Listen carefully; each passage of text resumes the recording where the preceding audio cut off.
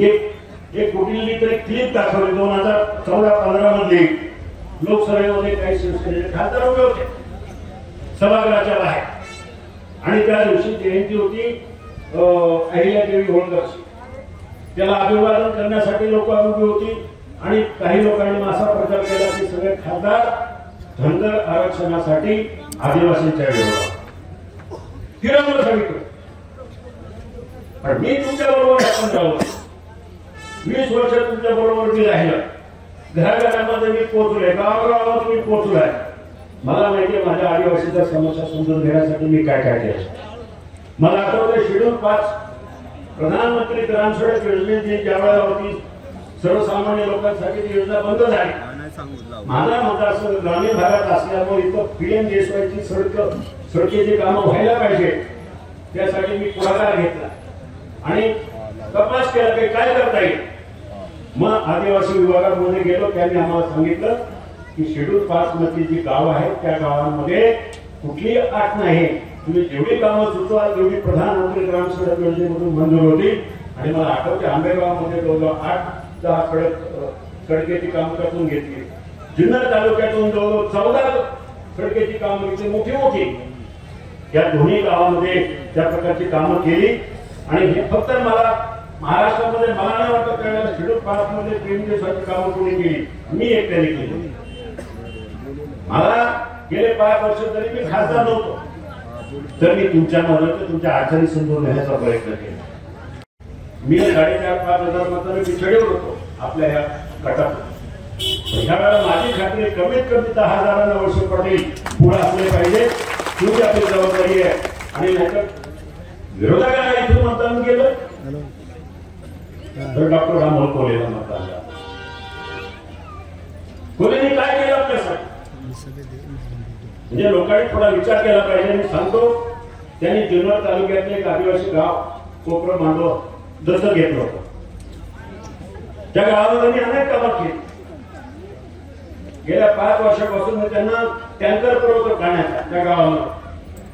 ह्या वेळेला ते जानेवारी-फेब्रुवारी मध्ये माझ्याकडे आले आणि मला सांगितलं की खासदार साहेब आमचं गाव दत्तक घेतलंय खासदाराने डॉक्टर कोल्ह्याने पण पिण्याच्या पाण्याची आमच्याला अडचण आहे. तातडीने मी माझ्या खिशातले पैसे खर्च करून 2 टँकर दिले. 3 महिने चालवले. 3-4 लाख रुपयाचं बिल दिलं. शेवटी काय झालं मतमोजणीमध्ये जांभूळशी आणि गोपर मांडव पेट्या बाहेर निघाल्या. मला मतदान 41-0 आहे आणि कोल्ह्याला मतदान 498. दुसऱ्या पेटीमध्ये मला 26 त्याला 368.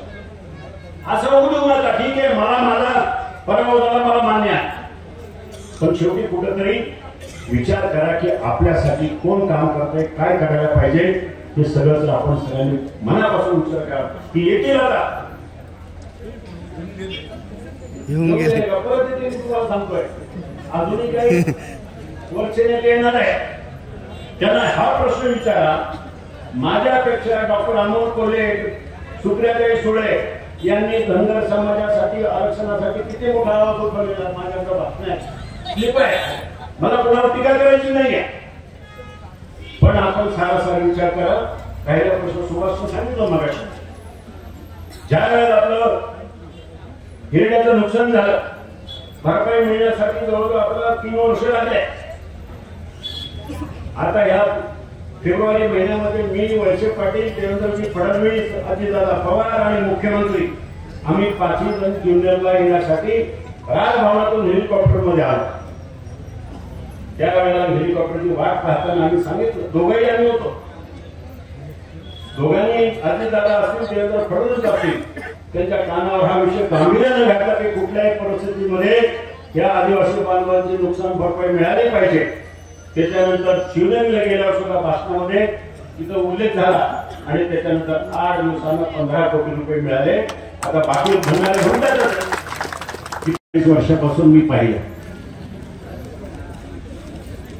त्यांनी जेव्हा राजकारणामध्ये पाऊल टाकलं मला आठवतंय 1987 साली त्यावेळेच्या लोकसभेच्या निवडणुकीच्या वेळेला त्यांनी त्यांची राजकीय सुरुवात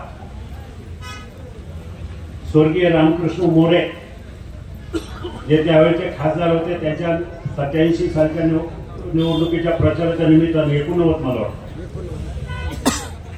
त्या प्रचारासाठी जवळजवळ महिना दीड महिना वळसे पाटील या ठिकाणी आपल्या आदिवासी भागामध्ये तळ ठोकून होते आणि तेव्हापासूनच त्यांचं आणि तुमचं नातं जुळलेलं मी स्वतः डोळ्यानं पाहिलं. आज जे काही आहे आदिवासी भागामध्ये अनेक महत्वाचे प्रश्न. मी डीपीडीसी मध्ये त्यांच्याबरोबर 15 वर्ष काम केलं. राज्याचं बजेट मी प्रत्येक वेळेला जवळून पाहतो, केंद्राचं बजेट जवळून पाहतो. वळसे पाटलांनी सगळ्यात जास्त प्राधान्य निधीच्या बाबतीत जर कुठं दिलं असेल तर आपल्या आदिवासी भागामध्ये आंबेगावच्या गावागावामध्ये निधी करावा. आणि मग आता कुठंतरी निवडणुकीचा प्रचार चालू आहे, लोक वेगवेगळा प्रचार करत आहे, कोणतरी नवीन आलंय.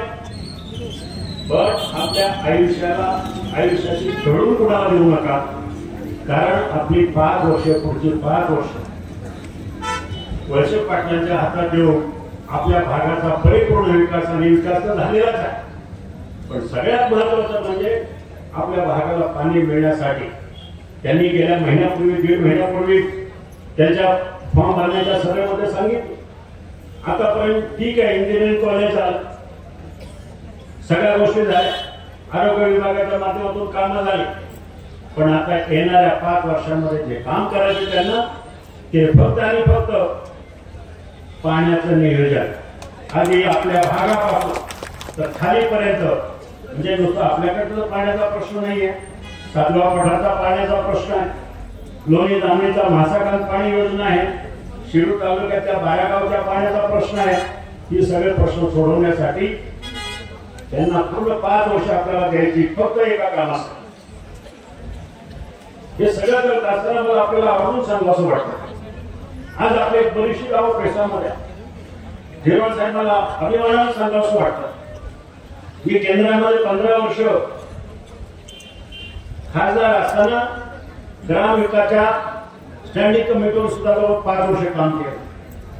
त्यावेळेला पैशाच्या संदर्भातले बरेचसे कायदे त्यांच्या कन्सल्टेटिव्ह कमिटीमध्ये असल्यामुळं तेव्हा ते ग्रामविकास मंत्री केंद्रीय आणि आम्ही 12 खासदाराचा ग्रुप होता, ही कमिटी होती की पेसा मधल्या कायदे वेगवेगळ्या राज्यामध्ये कशा प्रकारे त्याच्यामध्ये सुधारणा करून त्या भागातल्या जनतेला कसा न्याय देता येईल अशा प्रकारच्या सूचना मांडण्याची संधी मला मिळाली. आज आपण पाहतो आपल्या अनेक अडचणी आहेत, पेसाच्या संदर्भामधल्या अनेक अडचणी आहेत. त्या असेल किंवा नवीन वाईल्ड लाईफच्या संदर्भामध्ये सुद्धा नवीन संकट येतात. पण ही सगळी संकट, जी काही संकट आपल्यावर येतील ती संकट परतून लावण्याची ताकद फक्त आणि फक्त वळसे पाटलांच्या मध्ये हे आपण लक्षात ठेवा.